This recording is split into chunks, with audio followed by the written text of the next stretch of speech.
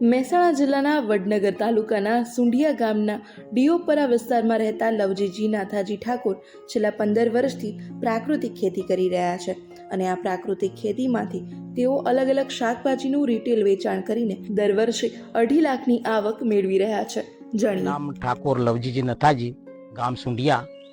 હું સુંઢિયાના ડીઓપરામાં રહું છું. હું છેલ્લા 15 વર્ષથી પ્રાકૃતિક ખેતી કરું છું. હવે ખેતી કરવાનો અનુભવ મને અને એની જરૂર કેમ પડી એના વિશે હું તમને થોડું કહું કે મારા બાપુજી હતા ને એ એવું કહેતા કે જે આપણે પહેલાં જે દેશી ધોન હતું ને એવો સ્વાદ હવે આ ખાતર નાખ્યા પછી આવતો નહીં. એટલે આપણે એમ કે થોડીક જમીનમાં ખાતર નાખ્યા વગરનું આપણે ખેત પેદાશ લ્યો. એટલે અમે બાજરી, જુવાર, કઠોળ, મગ એવા શાકભાજીના પાકો અમે લેતા. હવે એ 15 વર્ષથી મેં જે બંધ કર્યું રાસાયણિક ખેતી, એટલાથી મારી ખેતીમાં જે પાક છે ને એમાં સ્વાદ સારો આવે છે, વત્તા એની મીઠાશ પણ સારી આવે છે અને હેલ્ધી પણ સારી રહેશે. એટલે કહેવાનો મતલબ એવો છે કે હું છેલ્લા 15 વર્ષથી પ્રાકૃતિક ખેતી કરું છું. એમાં મને રાસાયણિક ખેતી કરતો વધુ એવો ફાયદો મળ્યો છે. કારણ કે એમાં જો બાહ્ય કોઈ ખર્ચ મારે કરવો પડતો નહીં.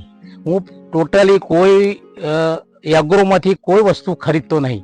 કદાચ જરૂર પડે તો બિયારણ લાવું છું, બાકી બીજી કોઈ વસ્તુ ખાતરનું કોઈ દવા મારે જરૂર પડતી નહીં. અને બાકીની જે દવાઓ હું પ્રાકૃતિક દવાઓ બનાવું છું, જે ધતુરાના રસમાંથી, લીમડાના રસમાંથી, પછી એવું નિમાસ્ત્ર બનાવું, પછી 10 પરણી અર્ક બનાવું, ખાટી સાજ છોટું, ગાયનું જૂનું ગૌમૂત્ર છોટું, એમ કરીને રોગોનું નિયંત્રણ કરી શકું છું. અને સારી એવી શાકભાજીની ખેતી અત્યારે હું ટોટલી કરું છું.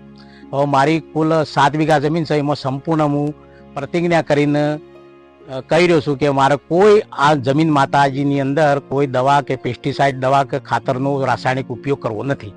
અને છેલ્લા હું 15 વર્ષથી મારી જમીન એવી ફળદ્રુપતા જાળવી રહ્યો છું. અત્યારે હાલ હું જીવામૃતથી ખેતી કરું છું, પણ મને જે રાસાયણવાળા કરે છે એના કરતાં સારું મળે છે. બરાબર. હવે ગઈ સાલના મેં ઘઉં પણ એક ઘરો ભાઈને આપ્યા હતા, પીઆઈ ભાઈનું, તે 2000 રૂપિયાનો ભાવ મને આપી દીધો તેમને. મારા મગ 200 રૂપિયા કિલો જ્યાં હતા. મરચો, લીલો મરચો હું વેચતા 300 રૂપિયા કિલોનો ભાવે મેં લીધેલો છે. બરાબર. એટલે લોકો ખરીદવાવાળા છે કે જે સાચું ઝેર મુક્ત છે ને એને તો ખરીદવાવાળા છે. હવે શાકભાજીમાં એવું છે ને બેન કે શાકભાજીમાં હું જે 2 વીઘા તો 2-2.5 વીઘા પ્રાકૃતિક શાકભાજી કરું છું. એ શાકભાજીમાં વર્ષે મને 2 થી 2.5 લાખ રૂપિયા જેવો નફો રહે છે. બાકી થોડો ખર્ચો પડે ખાતરનો ને મજૂરોનો, નેદવા ગોદવાનો, એવો બધો ખર્ચો પડે. પણ ટોટલી રાસાયણ કરતાં હું આમ મારું જીવન સ્તર અધર આવ્યું છે જે પ્રાકૃતિક ખેતીમાં. એટલે હું વર્ષે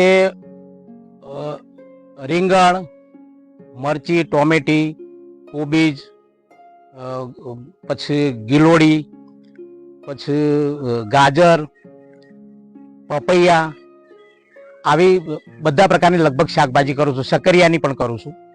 એવી લગભગ હું 25-30 જાતની શાકભાજીનું વાવેતર કરું છું.